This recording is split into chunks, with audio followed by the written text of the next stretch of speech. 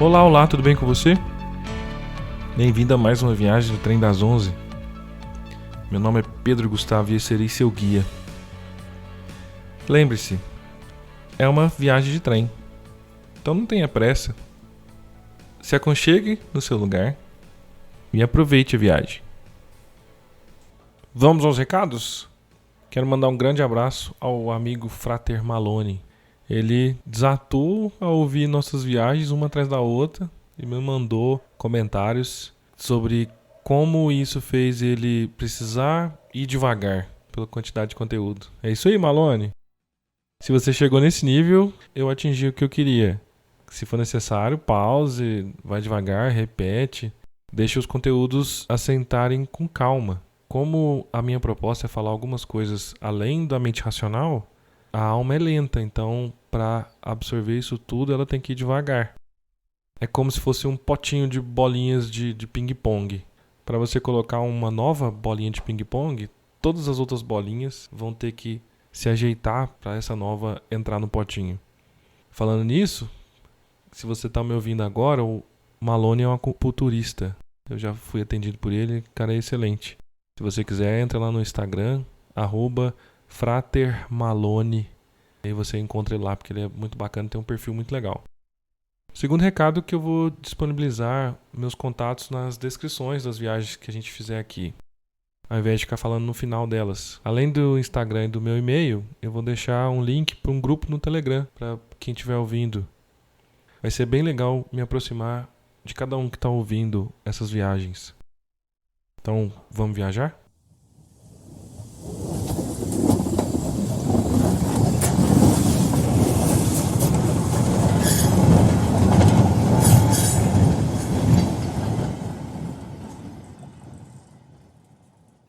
Olha, não sei vocês, mas a vida de quem precisa focar e ser produtivo é muito difícil.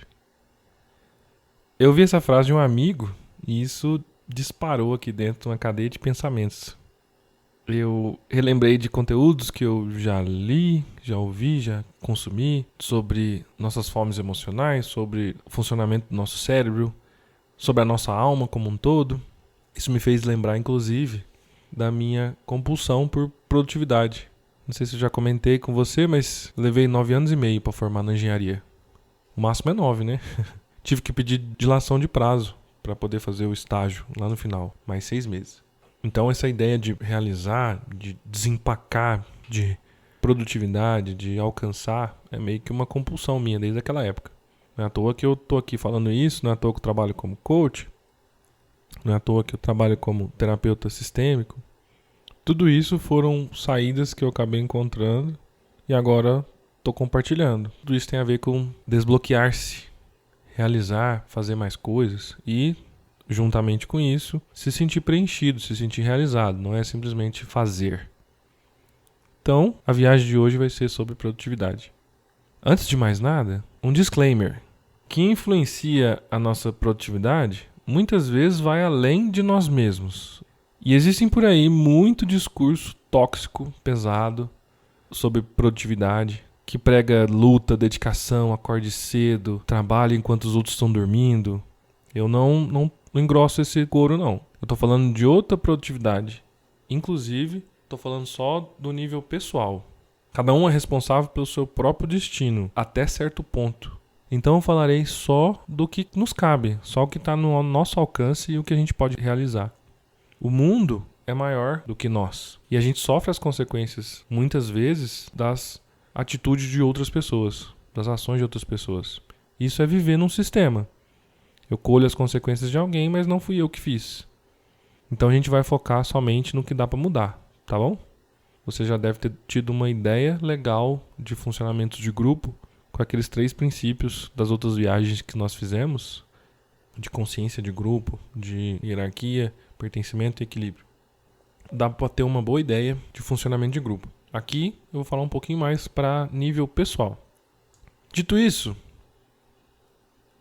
de fato, ser produtivo hoje anda bem difícil. Falo por mim e imagino que você também reconheça em certo nível. Há um tempo atrás, parece que as atividades que a gente tinha que fazer eram mais previsíveis, mais repetitivas. Os como fazer eram muito claros. E as alternativas do que fazer, de como fazer, eram muito poucas. A gente tinha modelo do que fazer, de como ser. Parece que no passado era mais fácil saber o que fazer. Tinha um emprego que dava dinheiro, as atividades que davam dinheiro, tinha o modelo do relacionamento. Era só namorar, casar, ter filhos. Hoje em dia isso não é tão claro, tá bem mais nebuloso. A gente, por exemplo, não tinha tanto aplicativo de produtividade, tantas redes sociais diferentes, tantas séries disponíveis na Netflix. Inclusive, eu acho que a Netflix é um serviço pra gente gastar tempo vendo as capas das séries e falando bem ou mal. Ah, isso eu já vi, isso nunca vi, pra quem tá junto com a gente. Ao invés de assistir, tem certeza. Isso me faz lembrar, inclusive, de um movimento que tem em volta desses serviços de streaming, como Netflix, Globoplay, Amazon Prime Video. Não sei se você sabe, mas com o advento da Netflix, em vários lugares, o número de pirataria caiu. Em 2019, o site Olhar Digital publicou a notícia dizendo que um dos efeitos dos streamings legais, tipo Netflix, foi a queda no uso de torrent. Eu vou deixar o link na descrição da viagem aqui. Porém, há alguns meses, tenho notado um negócio interessante. Eu vi alguns memes e meme é legal de acompanhar porque mostra, de certa forma, movimentos do inconsciente coletivo, já que para um meme ser famoso, precisa reverberar com quem compartilha ele ou com quem curte. Se você for num site que faz algum tipo de curadoria de memes, aqueles que mostram só os mais curtidos, para ele chegar lá na página principal, ele precisa ter muitas curtidas. Então, muita gente está se reconhecendo naquilo. Num desses memes, eu vi um hominho, um bonequinho, um cara, deixando de lado o chapéu dele de pirata, o tapa-olho e o gancho dele de pirata, bem icônico, para escolher a Netflix. Simbolizando que ele estava deixando de fazer pirataria de séries em geral para ele ver Netflix, para ele passar a assistir a Netflix. Num outro quadrinho, logo embaixo, ele olha pro chapéu, pro tapa-olho, pro gancho, que estão todos cheios de teia de aranha, e vai na direção deles, porque agora, hoje em dia, tem muito mais serviços de streaming, então, para ele ver as séries que ele gostaria, ele teria que assinar uma cacetada de coisa. Que movimento que é esse? Que existe em nós, que o hominho do meme retrata e a gente se vê nele. Para falar sobre isso, vou te convidar a fazer um exercício de imaginação. Imagine que você é uma criança de mais ou menos uns 8 anos. Qual é o seu universo? Com o que você se ocupa? Com o que ocupa a sua cabecinha? Brinquedos, comer, ir no banheiro, olhar o papai, olhar a mamãe, ver desenho. Agora vamos imaginar que, sem querer, você acaba na Avenida Paulista ou em algum lugar enorme e cheio de pessoas. Talvez tenha soltado da mão da mamãe, por exemplo. A dimensão das atividades que você tinha a seu alcance explodiu agora que você está na Paulista. Antes, você tinha somente o espaço do carro do papai e da mamãe, talvez. Ou do quarto onde você dorme. Ou naquele lugar onde ficam os brinquedos, naquele cantinho. O banheiro onde você vai fazer um xixi ou tomar banho. E agora você está solto numa avenida movimentadíssima, cheia de carros, cheia de letreiros, cheia de pessoas. Antes você tinha no máximo umas 10 coisas para prestar atenção ao mesmo tempo. Os brinquedos preferidos, a TV, a casa. E agora tem um universo virtualmente infinito. Como você se sente? O que passa na sua cabeça? O que você tenta fazer a todo custo para sobreviver aí? Se você não consegue efetivamente fazer nada, como que você se sente? Que emoções aparecem? Agora, volte aqui para a gente conversar de novo. Volte ao lugar que você está me ouvindo e fazendo essa viagem. Reflita comigo o seguinte, pode ser aproximadamente, tá? Quantos e-mails você lê por dia? Quantos você responde? Se você não conseguir pensar em intervalos de dia, se você não souber quantos e-mails você responde ou vê no dia, pense por hora. Quantos e-mails você lê por hora? Quantos você responde por hora? Quantas notificações no celular você olha por hora ou por dia? Quantos aplicativos disparam notificações no celular? Quantos aplicativos você tem dentro do celular? Quantas mensagens no WhatsApp, no Instagram ou qualquer outro aplicativo de mensagens assim você lê por dia ou por hora? E quantas você dispara? Quantas você escreve? E agora a pergunta mais legal. Se sua vida dependesse de acertar a média de tempo máximo que você consegue segurar em uma atividade só, de forma focada, qual seria esse tempo máximo? Muita gente, sobretudo mães, dizem que são multitarefas. Multitarefa é fazer muitas coisas ao mesmo tempo. Juram de pé junto que conseguem garantir a produtividade, conseguem fazer as coisas, mesmo que estejam fazendo tudo ao mesmo tempo. E eu trago boas novas. Você não dá conta do jeito que você acha que dá, e eu posso provar. Quanto maior a quantidade de informações bombardeadas em nós, menor é a nossa produtividade e maior é a nossa ansiedade. Mesmo que a gente, tecnicamente, banque essa ansiedade com válvulas de escape, com algum vício, um meme, com chocolate, com alguma série. Neurocientificamente acontece o seguinte. Tem um cientista chamado Earl Miller que relatou que o cérebro não é feito para fazer multitarefa. Quando a gente tenta, a gente está simplesmente pulando de tarefa em tarefa. Muda o foco de atenção de uma coisa para outra de forma muito rápida. Cada mudança dessa custa alguma coisa para o cérebro. Pensa bem, se você às vezes precisa focar para você começar a entender algum assunto, se você pula de um assunto para o outro, você vai ter que, de novo, ter aquele tempo de foco para conseguir entender aquele assunto. Essa mudança provoca um hábito muito ruim. Ao completar qualquer tarefa, nosso sistema nervoso central sinaliza: "Oh, isso é bom, viu?" Aí libera um tiquinho de dopamina, que é o hormônio da recompensa. Veja bem, qualquer tarefa.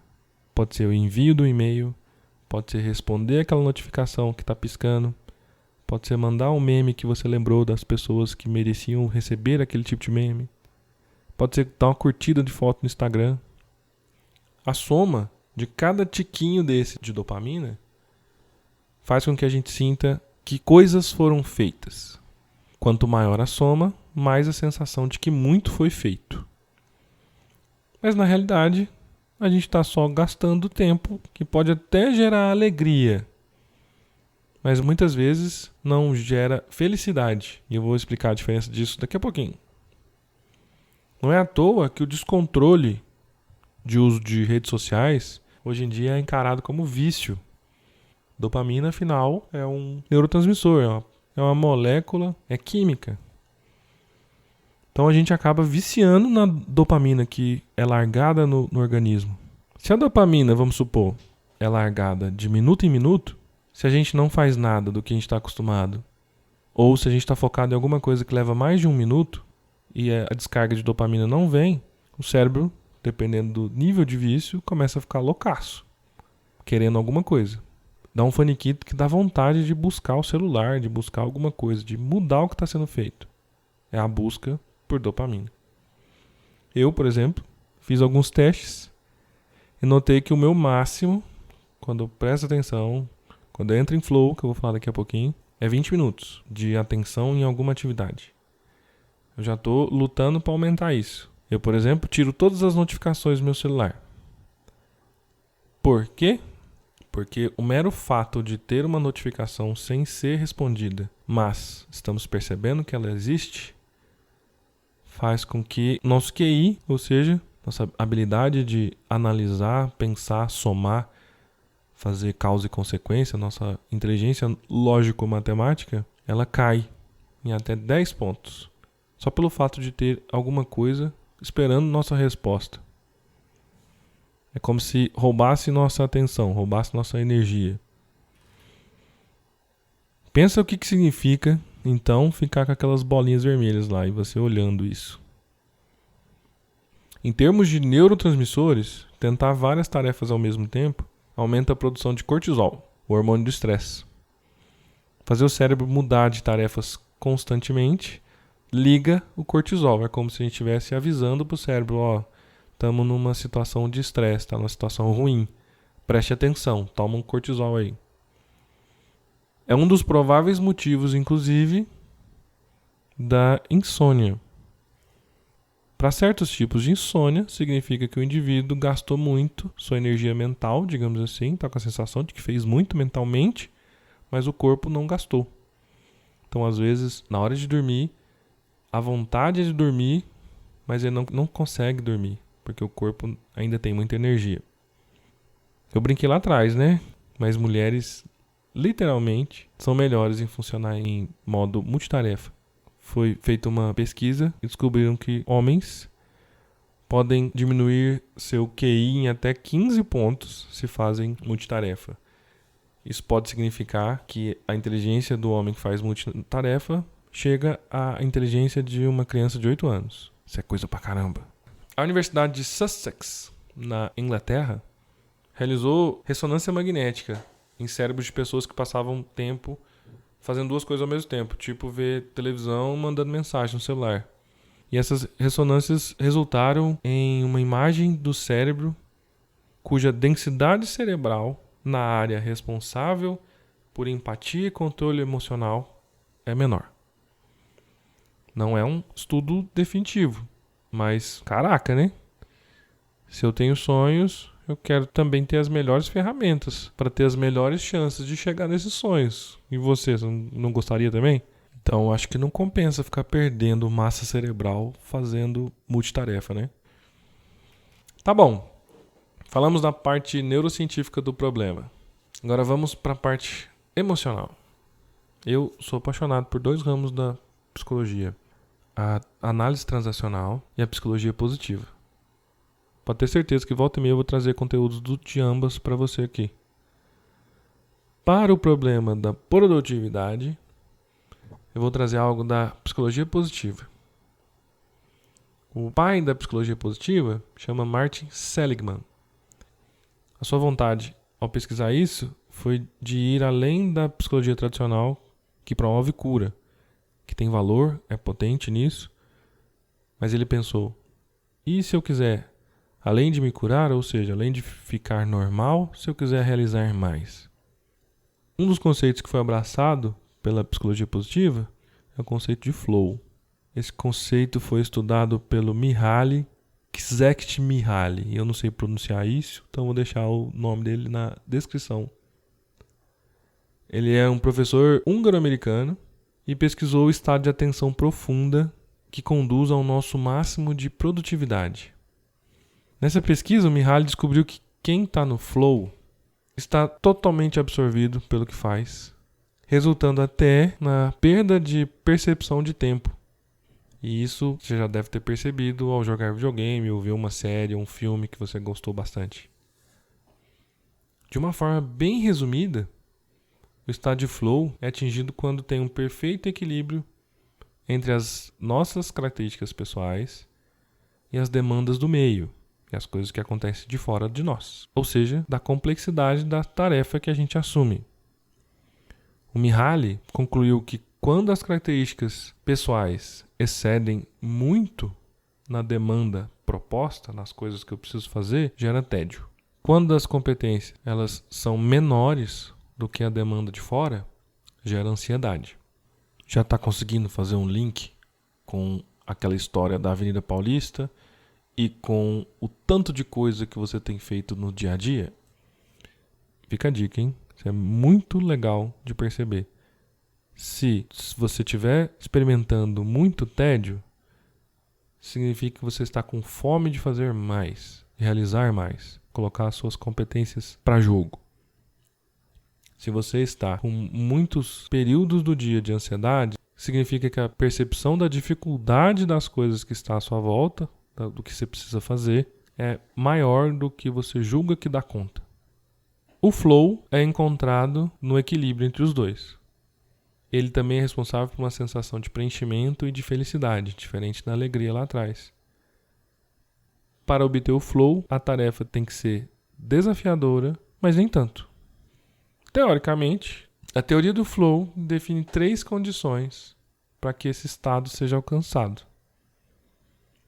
Você precisa estar envolvido em uma atividade cujo objetivo e a medição do progresso, à medida que você faz, sejam claros. Isso adiciona direção e estrutura para o que você precisa fazer.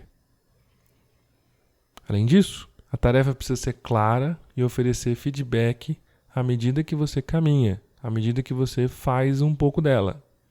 Isso nos ajuda a negociar qualquer demanda de mudança na tarefa, nas coisas que tem do lado de fora de nós, e permite que a gente ajuste o desempenho para manter o estado de flow. Se a tarefa muda para algo mais complicado, se eu tiver bastante claro o que ela é e essa mudança, eu me ajusto um pouquinho para eu fazer mais. E vice-versa, se ela ficar mais fácil, eu me ajusto um pouquinho para fazer menos. Terceira condição, a pessoa precisa ter um bom equilíbrio entre a percepção, e isso é importante, a percepção do desafio encarado e a percepção das suas habilidades envolvidas. Ou seja, você precisa olhar para o que você precisa fazer ou está tendo que fazer e olhar para as próprias competências envolvidas naquilo que você está precisando fazer. Você precisa de confiança nas suas habilidades e ter noção que é possível alcançar a tarefa. Eu acho que você já percebeu onde eu quero chegar, certo? Você já conectou o flow à criança lá da Avenida Paulista? Quando ela foi jogada lá na Paulista, ou largada, ou alguma coisa aconteceu para ficar lá, ela ficou mais pro lado do tédio ou pro lado da ansiedade? Quando você está com aquele tanto de notificação para atender, você fica mais pro lado do tédio ou pro lado da ansiedade? Quando você tem o que fazer e às vezes não está dando conta, isso significa que você está mais pro lado do tédio ou da ansiedade? Além disso, você tem conseguido entrar em flow? Está claro dentro da sua cabeça as suas competências, as coisas que você dá conta de fazer, as suas habilidades? Está claro os objetivos que você tem, que você precisa fazer, precisa alcançar? Você acompanha esses objetivos à medida que você vai fazendo? Pensa só, são 2 alternativas. Nos descobrimos, olhamos para nós mesmos, olhamos para nossas competências. Se precisar, desenvolvemos novas competências, aprendemos alguma coisa, falamos com alguém, para conseguir alcançar o que a gente planeja, certo? Esse é um dos lados. Do outro lado, olhamos para a nossa meta, para o objetivo, para o que precisamos fazer. Normalmente, olhar para essa meta é, por exemplo, dividi-la em pedacinhos. Se ela está muito grande, a gente quebra ela, faz um movimento de torná-la mais fácil, mais acompanhável, mais passo a passo, e assim diminuímos as opções, diminuímos as alternativas. Reconhece aí o que o hominho lá do meme está tentando fazer? Reconhece que às vezes tem tanta alternativa, tem tanta coisa para fazer. Às vezes o melhor é cortar as alternativas, é fazer menos. Parece simples, mas não é linear. Não é só um ou só outro. Dependendo da situação, no dia a dia, faz sentido olhar para nós mesmos, para ver nossas habilidades, o que a gente dá conta de fazer, talvez melhorar isso, talvez aprender uma coisa nova, talvez conversar com alguém, como eu já falei, ou olhar para o que tem em volta e tentar fazer um esforço de diminuir as alternativas, não ficar com muito o que fazer. A percepção de ter muito à nossa volta é ruim, por isso que a gente entra na ansiedade. Quem está com o foco muito no externo, acaba tentando controlar as coisas que tem em volta. Então, a melhor opção nesse caso é pegar o problemão e quebrar em probleminhas. No nível de probleminhas, priorizar é mais fácil. Então dá para escolher por onde começar e assim diminuir a ansiedade. Quem está muito em si, a opção é mexer no que sabe, no que pode, nas percepções das suas próprias competências, das suas habilidades, nas suas experiências, no seu papel, nas conexões com as outras pessoas. Enfim, investir em autoconhecimento. Porque para entrar em flow, o que está em jogo é a autopercepção. É reconhecer as próprias potências na hora de encará-las com o que está em volta, com a tarefa, com o que precisa ser feito. O melhor dos mundos é fazer os dois. Conseguir casar o eu com o que tem de fora. Como sempre, vou deixar um exercício aqui para você.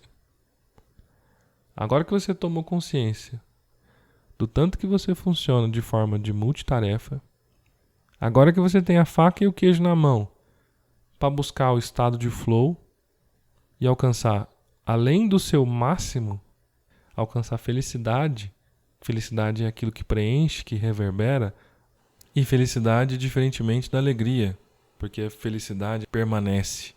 Quando o que a gente está fazendo, que gera felicidade, cessa, a sensação de felicidade continua. Diferentemente da alegria. A alegria continua enquanto a gente está fazendo o que gera alegria. Quando a gente termina, a alegria para também. Felicidade, então, é muito melhor. O que você pode fazer a partir de agora, com o seu planejamento, com as coisas que você precisa fazer, para ser mais feliz e mais produtivo?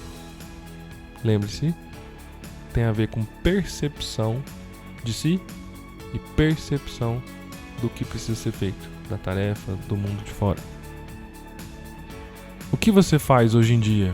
O que você precisa fazer e o que você vai mudar do seu como fazer para alcançar o que você precisa fazer? Como você pode implementar isso que eu falei a partir de hoje e a partir de agora? Essa foi mais uma viagem do 3 das 11. Que bom que você estava junto. Quero avisar para você que tudo que eu comento aqui acaba se tornando ferramenta nos processos de coaching sistêmico que eu ofereço para negócios, para carreira. Se você precisar de alguma ajuda para identificar os gargalos sistêmicos, se você quiser ajuda para implementar os conceitos que eu coloco aqui na vida, na carreira, no negócio que você tem, na sua empresa, me avise. Manda lá em qualquer um dos canais de comunicação comigo que você me ouviu, que a primeira sessão é gratuita. A gente faz uma sessão experimental, fazemos um diagnóstico sistêmico do que você precisar olhar e você já vai ter muitos ganhos já para conseguir implementar no que você tiver de objetivos. Agora que encerramos, vai lá e compartilha essa viagem com seus amigos, com seus parentes, com colegas de trabalho. A minha missão é divulgar o pensamento sistêmico para as pessoas que querem mais sucesso, mais amor, mais dinheiro. E às vezes isso é difícil utilizando o paradigma analítico comum. Você me ajuda bastante se você compartilhar agora. Se você tiver alguma dúvida sobre o que eu falei, ou mesmo alguma crítica, ou ainda dar alguma sugestão de pauta, manda para mim. Vai ser muito legal poder te ajudar. Um grande abraço e até a próxima.